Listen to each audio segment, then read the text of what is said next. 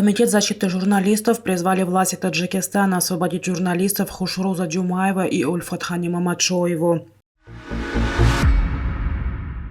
Туркменистан в Таджикистане построит новую школу. Завкибека Саид Амини этапировали из столичного СИЗО в колонию. В Кремле заявили, что о выводе войск с Украины до конца года не может быть и речи. Сыну члена ПИФ грозит депортация из Германии. Шокирующее решение властей Таджикистана приговорить журналистов Хушруза Джумаева и Ульфатхани Мамачоева к тюремному заключению, в том числе 10-летнее заключение Мамачоевой, которая в свои 65 лет может провести остаток своей жизни за решеткой, вызывает ужас. Правительство Таджикистана совершенно не представило убедительного обоснования этих приговоров, а секретность окружающих дела журналистов совершенно не обоснована.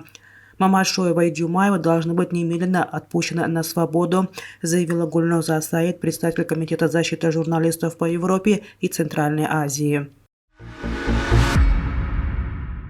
Туркменистан в Таджикистане построит новую школу на 540 мест с туркменским языком обучения. Об этом сообщили в пресс-центре посольства Туркменистана в Таджикистане. По словам источника, строительство средней образовательной школы имени Махтамкули в районе Дусти Хатлонской области начнется в декабре текущего года и продлится 2 года.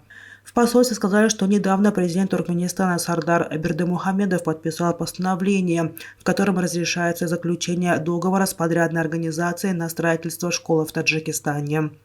В решении президента Туркменистана говорится, что документ принят, опираясь на великие традиции гуманизма предков туркменского народа, дружественные, братские и добрососедские отношения между Туркменистаном и Республикой Таджикистан.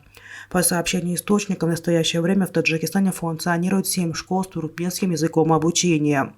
На территории Таджикистана, по разным данным, проживает около 25 тысяч туркмен.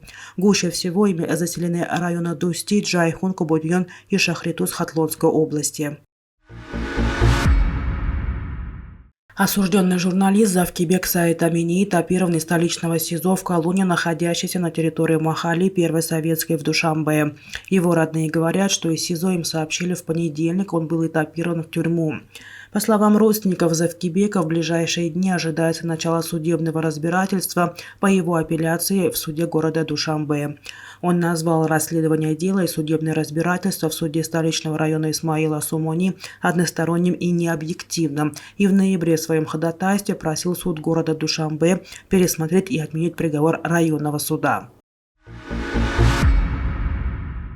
О выводе российских войск с Украины до конца года не может быть и речи. Об этом заявил пресс-секретарь президента России Дмитрий Песков.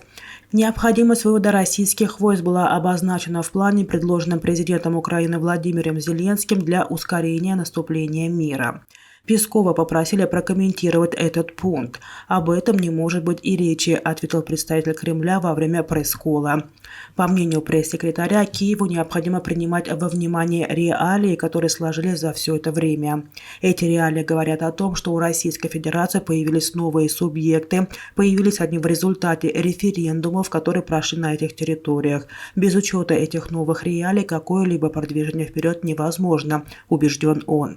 Кроме этого, он назвал предложенные украинским президентом Владимиром Зеленским 3 шага для мира на Украине 3 шагами к продолжению боевых действий. Свой план Зеленский озвучил в обращении к лидерам стран Большой Семерки. Представители Национального альянса Таджикистана, которые объединили оппозиционные группы за рубежом, заявили, что сыну члена партии Исламского возрождения Таджикистана грозит депортация из Германии. Махмуджан Файзрахмонов, представитель Национального альянса, 12 декабря написал в Твиттер, что Абдулло Шамсидин, 32-летний сын Шамсидина Саидова, 13 декабря будет выслан из Германии в Таджикистан. В Таджикистане ему угрожают пытки, тюремный срок, как и Шавали Зода, который в 2020 году был депортирован из Австрии и приговорен к 20 годам лишения свободы в Таджикистане, написал Файзрахмон. Власти Германии официально не комментируют вопрос о высылке сына активиста ПИФ. В январе 2018 года суд Хатлонской области заочно приговорил Шамсидина Саидова, бывшего члена политсовета ПИФ и бывшего помощника Саида Абдулло Нури, к 15 годам лишения свободы.